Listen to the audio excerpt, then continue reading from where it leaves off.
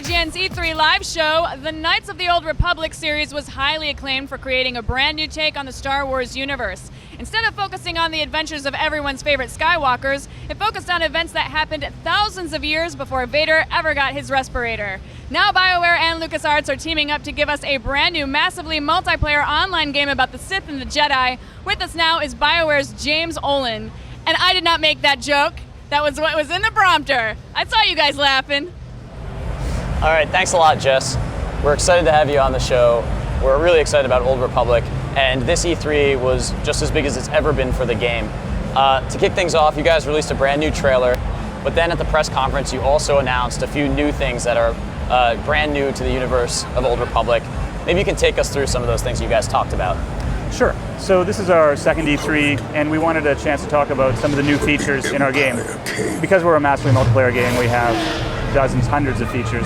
So these are, not the last announcement we're going to make, but Star Wars has a whole bunch of different themes, and one of the most important themes to Star Wars is conflict. That's why it's called Star Wars.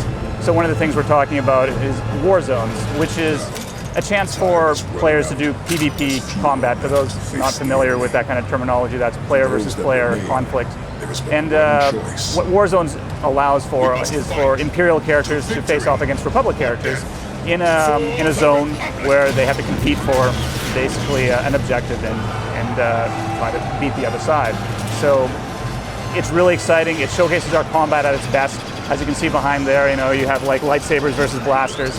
And no game has really shown that before, having all the troopers and bounty hunters and Jedi and Sith all fighting at the same time.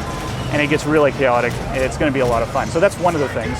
The other thing we're talking about, obviously, Star Wars, talking about the wars. Now there's the Star, like everyone wants their own starship. So we've been being asked about that a lot. And so at this E3, we revealed that yes, every player is going to get his own starship.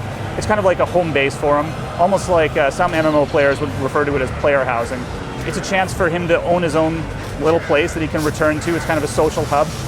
He can have his companion characters there. Star Wars The Old Republic has companion characters much like every other BioWare game has in the past. So we can store those there, and obviously he also uses it to travel the galaxy. There's also other elements to the player starship which I can't talk about right now because it's part of those many features that we're not talking about yet, but we will in the future. Sure. Well, that's good to hear. I mean, everybody knows that this is going to have a great storyline and it's going to have great mythology, but it seems a lot like this year you're focusing on the combat and the interaction of players between players.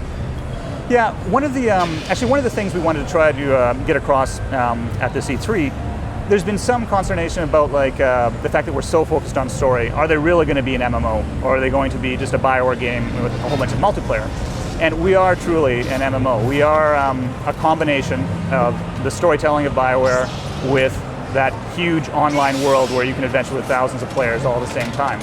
Some people think that's a very difficult thing to mix, but I don't really understand the fear because MMORPGs have always been about RPGs, and RPG storytelling is integral to it. So all we're doing is really taking the MMO genre and layering in that BioWare storytelling that really people haven't seen yet in the MMO space. Well, you've sold me on it. With the introduction of starships and PvP, it sounds like you guys are going to hit all the right notes on this one. I want to thank you for having you on the show, and we're going to kick it back out to Jess. Thanks.